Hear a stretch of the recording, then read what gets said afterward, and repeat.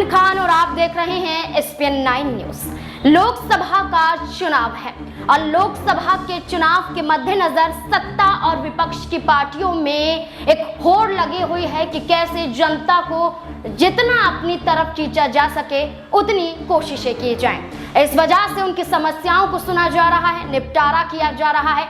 लेकिन जहां तमाम राज्यों में चुनाव प्रचार को लेकर प्रचार प्रसार में जोरों से पार्टियां लगी हुई हैं, तो वहीं दूसरी तरफ हरियाणा में अभी भी भारतीय जनता पार्टी की सरकार पर तलवार लटकती हुई नजर आ रही है। हरियाणा में भारतीय जनता पार्टी की सरकार धराशायी हो सकती है, इस बात के अभी भी संकेत दिए जा रहे हैं। हरियाणा में राष्ट्रपति शासन लागू हो सकता है, इस बात का भी दावा किया जा रहा है। यहाँ पर लंबे समय से देखने को मिल रहा है कि हरियाणा में सरकार स्थिर नहीं हो पा रही है, जिसकी वजह है पार्टियों का एक मत पर न आना। इसकी वजह है विधायकों का पार्टी को समर्थन देने से इनकार कर देना। हाल ही में हमें यह देखने को मिला कि जब मार्च के ही महीने में फ्लोर टेस्ट हरियाणा में हुआ, जननायक जनता पार्टी ने अपना समर्थन भारतीय जनता पार्टी से वापस ले लिया, तो भारतीय जनता पार्टी ने फ्लोर टेस्ट के दौरान 40 विधायकों का बहुमत साबित कर दिया। यहां पर बहुमत साबित करने के लिए 40 विधायक खुद के और 6 निर्दलीय विधायकों का समर्थन मिला, लेकिन उन्हीं 6 निर्दलीय विधायकों में से 3 निर्दलीय विधायकों ने अपना समर्थन वापस ले लिया, जिसके बाद भारतीय जनता पार्टी अल्पमत में आ गई, क्योंकि 90 में से मौजूदा स्थिति में 88 यहाँ पर विधानसभा सीटें मौजूद हैं। ऐसे में 45 बहुमत का आंकड़ा है।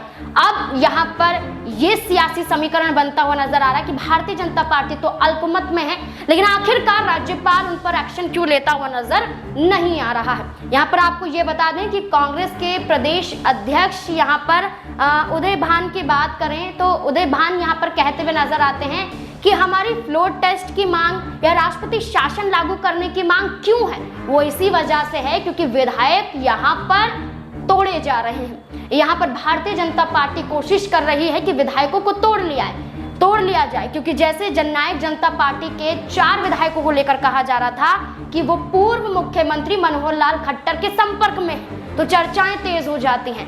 जहां उदय भान ये बातें कहते हुए नजर आते हैं, तो वहीं भूपेंद्र सिंह हुड्डा चुनाव प्रचार के दौरान यहाँ पर बात करते हैं कि भारतीय जनता पार्टी की सरकार गिरने वाली है और यहाँ पर कांग्रेस पार्टी की सरकार बनने वाली है। क्या कुछ कहते हुए नजर आ रहे हैं भूपेंद्र सिंह हुड्डा, देखिए जरा।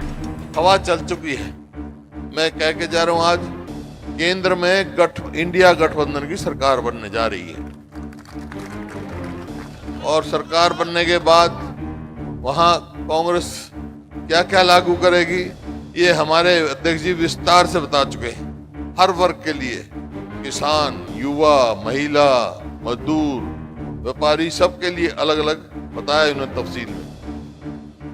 लेकिन एक और बात मैं कहने आया हूं कि आज अंबाला में लोकसभा में तो चुनाव है ही, वो तो आप जिता ही रहे उनको।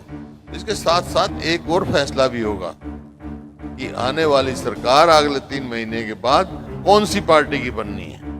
मैं कांग्रेस का, वही मैं कह रहा हूं, वो अगर यहां से वरुण को लाखों वोट से जिता दोगे तो हरियाणा में कांग्रेस की पार्टी की सरकार बनेगी। वैसे भी मैं सारे हरियाणा में घूमा हूं, 36 बिरादरी ये मन बना चुकी है कि हरियाणा में कांग्रेस की सरकार बनानी है। ये मैं आप पक्की बात जान लो, आप हवा लहर चल रही है। अब सवाल एक बात आता है, ये क्यों बनी, क्यों ऐसा माहौल बना? क्योंकि 10 साल जो ये है मौजूदा सरकार, इसने कुछ भी नहीं किया। देखो 2014 में हमारी सरकार गई थी। जिस दिन हमारी सरकार गई उस दिन हरियाणा प्रति व्यक्ति आय में, प्रति व्यक्ति निवेश में, कानून व्यवस्था में और भाई खेल खिलाड़ियों में पूरे देश में नंबर 1 था। आज किस चीज में नंबर 1 है? 10 साल के बाद बेरोजगारी में, महंगाई में, कानून व्यवस्था की तो कोई बात ही नहीं। खेल खिलाड़ी को देख रहे हो, हमारी पहलवान बेटियों किस तरह वहां दिल्ली में घसीटा गया, अब तक उनको न्याय नहीं मिला। तो ये देख रहे हैं, तो इस वास्ते लोगों ने मन बना लिया, इनको देख लिया कोई बड़े बड़े वायदे किए थे, सभी ने कहा, किया कुछ भी नहीं। भाई आप यहाँ सब बैठे हो, मैं सवाल पूछना चाहता हूँ आपसे, पिछले 10 साल में यमुनानगर में कोई काम हुआ क्या?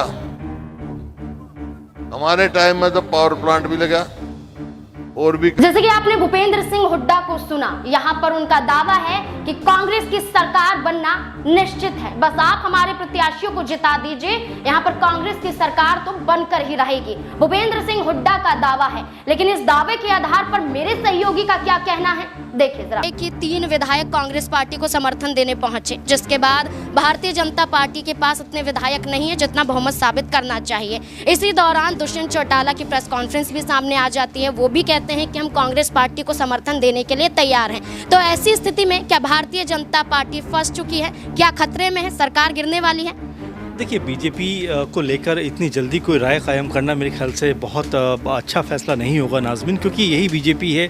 जब हम बिहार में देख रहे थे उस समय लगातार ये स्थिति बनी हुई थी कि जिस तरह से आरजेडी लगातार दावे कर रही थी कि हम बहुमत साबित कर देंगे, सारा का सारा जो कह सकते हैं विधायक है वो हमारे पक्ष में, लेकिन जब जिस दिन वोटिंग होती है आप देखते हैं कि पक्ष में फैसला बीजेपी की चला जाता है। यही कुछ असर हम हरियाणा में भी देख सकते हैं, क्योंकि बारंबार यहाँ पर भी स्थिति ऐसी बन रही है कि जो सरकारें या तो वो टूट रही, क्योंकि आपने देखा कि जब 4.5 साल तक लगभग जेजेपी और बीजेपी ने मिलकर सरकार चलाई, लेकिन अचानक जेजेपी को एक भी सीट देने पर बीजेपी राजी नहीं होती। यहाँ तक कि हिसार और भिवानी की सीट जो जेजेपी ने बीजेपी से मांगी थी, लेकिन बीजेपी ने कहा कि हम आपको 2 तो छोड़िए, एक भी सीट देने को तैयार नहीं है। यहीं से पूरे का पूरा खेल बिगड़ा और जेजेपी ने बीजेपी से अलग होने का फैसला कर लिया। अब यहाँ से नए मुख्यमंत्री बनने की बारी आती है तो उसमें अनिल विज की चर्चा तो होती है, लेकिन नाम निकल कर आता नायब सैनी का। तो खुद बीजेपी के अंदर भी कह सकते हैं कि आपस में काफ़ी अंतर्कलह है, लेकिन जैसा बीजेपी ने हमेशा साबित भी किया है कि जो अंतर्कलह उनकी होती भी है वो उन तक ही सीमित रहती है, कभी भी बाहर निकल कर उस तरह आ नहीं पाती। जैसा कांग्रेस पार्टी में देखा जाता है, ज़रा सी भी कोई बात होती है तुरंत उनके जो है नेता इस्तीफा देकर दूसरी पार्टी में शामिल हो जाते हैं। लेकिन बीजेपी के अंदर ये खास बात है, विशेष बात है कि उनके नेता का नाराज़ भी होते हैं। अनिल विज इतने नाराज़ थे कि मीटिंग में से उठकर अपने घर चले गए, लेकिन उसके बावजूद भी वो ये कहते रहे कि बीजेपी ताकतवर है हरियाणा में और हम बीजेपी को यहाँ की 10 की 10 सीट जीत कर दिलाएंगे। तो आप समझ सकते हैं बीजेपी कितनी अंदर खाने में भी ताकतवर है। लेकिन महत्वपूर्ण बात यह है कि क्या अब जिस तरह के हालात में बीजेपी है, क्या वहां से अपनी सरकार को बचा पाएगी? देखिए, बीजेपी शायद इसीलिए बीजेपी है कि वो अपनी रणनीति को पहले से बनाकर रखती है, क्योंकि आप देख रहे हैं दुष्यंत चौटाला के जो 5-6 विधायक हैं, कहा जा रहा है कि वो बीजेपी के संपर्क में, तो यहाँ सरकार गिरने का सवाल पैदा नहीं होता। और जिस तरह के बयान निकलकर सामने आ रहे हैं, मनोहर खट्टर हों या अनिल विज हों या और बाकी नेता हों, वो यही बात कहते हुए दिखाई पड़ते हैं कि कांग्रेस तो अभी सिर्फ ऊपर का खेल करती हुई नजर आ रही है, अंदरूनी जो चीज़ें वो हमारे हाथ में, हम चाहेंगे तो एक झटके में पूरी की पूरी जो कह सकते हैं सरकार है उसको एक बार फिर दोबारा रीस्टैब्लिश कर लेंगे। लेकिन कांग्रेस के पास ये मौका नहीं है कि वो हमारे विधायक या दूसरी पार्टी के विधायक तोड़कर अपने साथ मिला सके। तो आप समझ सकते हैं कि बीजेपी ने बता दिया अपना फैसला कि उनके साथ में तमाम विधायक हैं, भले ही 2-3 विधायक छोड़कर अगर चले भी गए तो उनकी पार्टी पर कोई असर नहीं इसका नहीं पड़ने वाला है। भारतीय जनता पार्टी तो कह रही है, लेकिन दूसरी तरफ जेजेपी भी ये कह रही है कि हम वो पहली वाली गलती नहीं करेंगे, हम अभी से तैयार हैं। विप जारी कर दिया गया ताकि विधायक इधर से उधर ना हो पाए। देखिए नाज़मीन, मुझे ऐसा लगता है कि दुष्यंत चौटाला शायद अपनी गलतियों का एहसास करने को अब तैयार हो गए, क्योंकि आप देखिए कि लगभग 4.5 साल तक आप बीजेपी के साथ सरकार चलाते हैं, अचानक आपका मोह भंग हो जाता है। आपको याद होना चाहिए किसानों के मुद्दे पर किस तरह से दुष्यंत चौटाला खामोश रह गए थे। ये वही दुष्यंत चौटाला हैं जो सबसे अधिक किसानों के हितों की बात करते थे। पूरे का पूरा चुनाव इन्होंने 2020 में या 19 के आखिर में जिस तरह से बीजेपी के खिलाफ लड़ा, वो पूरी के पूरी तरह से सामने था। लेकिन उसके बावजूद बीजेपी से समर्थन के साथ सरकार बनाते हैं और बिल्कुल इस तरह से चीज़ें निकलकर सामने आती हैं कि दोनों की सरकार तो बनती है, 4-4.5 साल चलती भी है, लेकिन जैसे ही वो टूटती है तो फिर दोनों एक दूसरे के खिलाफ बयानबाजी करना शुरू कर देते हैं। ऐसे में दुष्यंत चौटाला की कोशिश है किसी तरह से कांग्रेस पार्टी में शामिल हो जाएं, तो कहीं ना कहीं उनके जो पाप हैं वो धुलते हुए नजर आ जाएं, क्योंकि किसानों के मुद्दे पर जिस तरह से वो गिरे हुए हैं, उनके तमाम जो लोग हैं उनके खिलाफ लगातार लोग अब जाते हुए दिखाई पड़ रहे हैं। तो ऐसे में वो भी चाह रहे हैं कि 5-6 महीने का अगर वक्त बचा है तो किसी तरह से लोगों के पास जा सकें और बीजेपी के खिलाफ एक माहौल तैयार। यहाँ पर देखा जाए तो भारतीय जनता पार्टी से कई ऐसे दिग्गज चेहरे इस्तीफा देकर जा चुके हैं। इंद्रजीत की बात करें जो अनिल विज के कट्टर समर्थक माने जाते थे, यहाँ पर आपको बता दें कि यहाँ पर इंद्रजीत की बात करें तो एक कद्दावर नेताओं में गिने जाते थे, उन्होंने भी पार्टी को यहाँ पर छोड़ दिया। इसके साथ ही साथ आप देखिए अनिल विज की भी नाराजगी साफ तौर पर जाहिर होते हुए नजर आ रही है, जिसका फायदा कांग्रेस पार्टी उठा सकती है। और अब ऐसे में आपको ये बता दें कि जहां लोकसभा का चुनाव है तो वैसे में राहुल गांधी भी प्रचार प्रसार करने के लिए हरियाणा आएंगे, वहीं देश के प्रधानमंत्री भी करनाल पहुंचेंगे। लेकिन अभी समय है, लेकिन इन दो दिग्गजों की मौजूदगी हरियाणा में देखने को मिल सकती है और यही मौजूदगी दर्शाता है कि क्या उसी दौरान विधायक खेल करते हुए नजर आ सकते हैं। इस पर दुष्यंत चौटाला का क्या कुछ कहना है, सुनिए जरा। टीवी पर सुना नहीं, और इन 15 दिनों में एक चीज साफ है कि 500 शायद 200 पे पहुंच गई, और आगे क्या होगा अगले 3 फेज ऑफ पोलिंग के अंदर ये तो जनता बताएगी। मगर ये चीज साफ है कि भगदड़ जिस तरीके से मची हुई है, मुझे लगता है कि लोकसभा और लोकसभा के बाद और बुरा हाल भारतीय जनता पार्टी में होगा। तो दादा गौतम आए थे, भाजपा की भाषा बोल रहे थे, मेरे आगे बोले फिर पूछूंगा।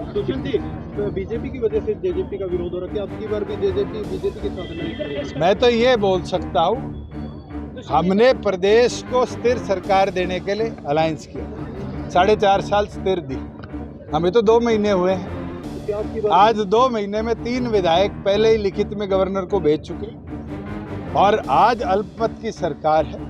हम तो गवर्नर से मांग करते हैं महामहिम फ्लोर टेस्ट जल्द करवाएं और इस सरकार को हटाकर राष्ट्रपति शासन लगाया जाए और चुनाव प्रदेश में कराए। अभय सिंह कह रहे हैं मैं तीनों का इलाज बांधने आया हूं। अरे उनने पूरी जिंदगी इलाज ही बांधा है, और बांधते बांधते वो इनेलो का इस चुनाव में इलाज बांध देंगे कि चश्मा भी छिन जाएगा। खट्टर साहब कह रहे हैं कि वो जेजेपी के विधायकों के संपर्क में है सर। संपर्क में तो मैं उनके हूँ, फोन पे तो मेरी भी बात हो जाती है, वो तो फ्लोर टेस्ट की बात होगी। संपर्क में उनके साथ कितने खड़े मिलेंगे और कौन पार्टी का विप फॉलो करेगा। भाजपा ने चेहरा बदला है सर, पार्टी का अभी घोषणा पत्र जारी नहीं हुआ है। लोकसभा के अंदर हमारा सिर्फ एक ही घोषणा है कि हरियाणा प्रदेश की आवाज को पार्लियामेंट में। साफ तौर पर जाहिर है कि सरकार खतरे में तो है, अल्पमत में तो है, लेकिन राज्यपाल इस पर कब फैसला लेते हुए नजर आएंगे। क्या राहुल गांधी की रैली के दौरान प्रधानमंत्री के हरियाणा में पहुंचने पर कोई बड़ा खेल होता हुआ नजर आ सकता है या फिर नहीं। इस पूरे मुद्दे को लेकर आपकी क्या राय है, कमेंट सेक्शन में जरूर बताएं। देखते रहें SPN9 न्यूज। धन्यवाद।